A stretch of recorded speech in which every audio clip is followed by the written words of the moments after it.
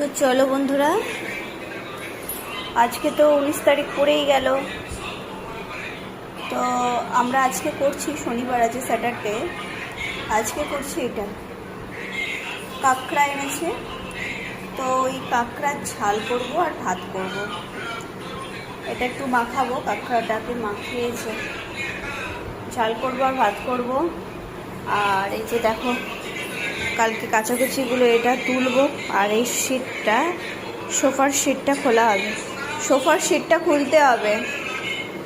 তো এখন বাজে হচ্ছে 12টা 15।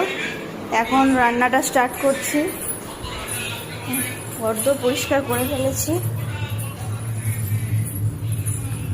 এদিকে ওই যে বললাম না, কালকে যেগুলো সব তুলেছিলাম, বেডশিটারে ছেলের স্কুলের জামা টামা সব কিছু এখানে কাচা হচ্ছে।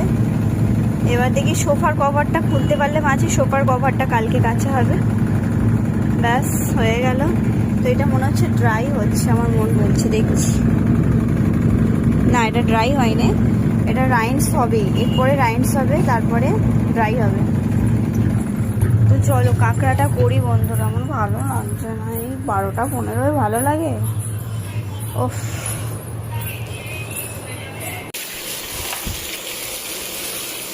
চলো এটা লাল লাল করে ভেজে নেওয়া যাক।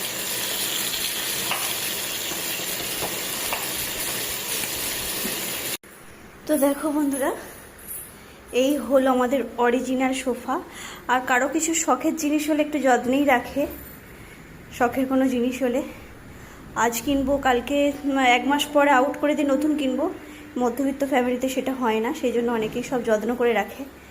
তো আবার যেহেতু ঘরে বাচ্চা আছে, তো এটা টোটালি কভারটা তুলে ফেলতে প্রচুর এখানে ময়লা ছিল। সব কিছু বাচ্চা ঢুকিয়েছিল সোফার ভেতরে, কভারের ভেতরে ঢুকে গেছিলো। আর এই যে গদিগুলো কীরকম একটা হয়ে গেছে, বর্ষা তো হয়ে গেছে। এটা হচ্ছে আমাদের সোফার অরিজিনাল কালার। কি সুন্দর লাগছে না কালারটা? আর আমি চুজ করে কিনেছি এই কালারটা। এই কালারটা আমার খুব ভালো লাগে।